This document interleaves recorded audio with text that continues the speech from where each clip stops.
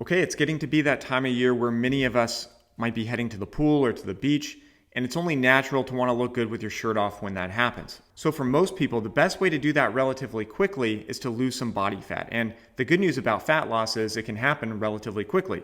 Now, some of you already have things dialed and you are where you want to be, or you're on track to be where you want to be. But for the rest of you, you can play with this. So for the next 4 to 6 weeks, stop or significantly reduce your intake of liquid calories, specifically from soda, alcohol, and sweetened coffee drinks. Things that are loaded with calories that don't contribute to your actual nutrient intake. These can be a significant source of calories for a lot of people, and they don't really fill you up.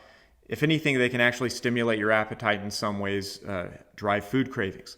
Now, on top of that, add at least 30 minutes of walking per day, and you can break that up into multiple smaller walks if you want, but try to get at least 30 additional minutes in, and of course, feel free to do more if you want. And that's it. Obviously, results are going to vary. If you are someone who doesn't move a lot and drinks a lot of your calories, then this can make a huge difference. But if you're someone who is already pretty active and doesn't drink too much soda, alcohol, or tasty coffee drinks, then these changes are going to be less dramatic, of course.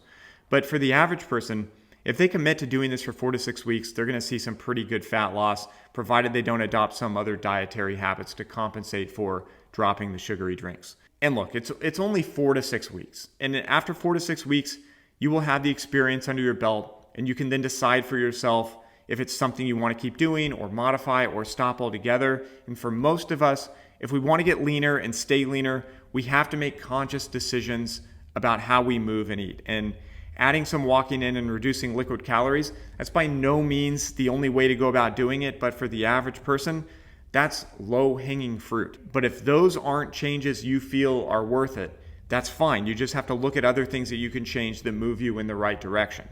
Now, if you aren't as lean as you would like to be, but you aren't comfortable making any changes, that's okay too, but you just need to be honest with yourself about your priorities.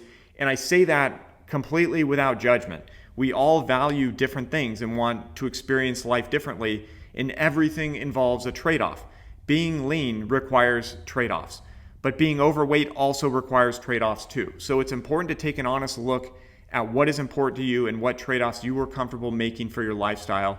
Everyone is going to have a little bit different answer to that, and we're all free to come up with our own decisions. So just a few simple suggestions for how to get your fat loss going. Give it a shot. Let me know if you have any questions, and feel free to keep me posted on how it goes. Thanks for watching. I'll see you next time.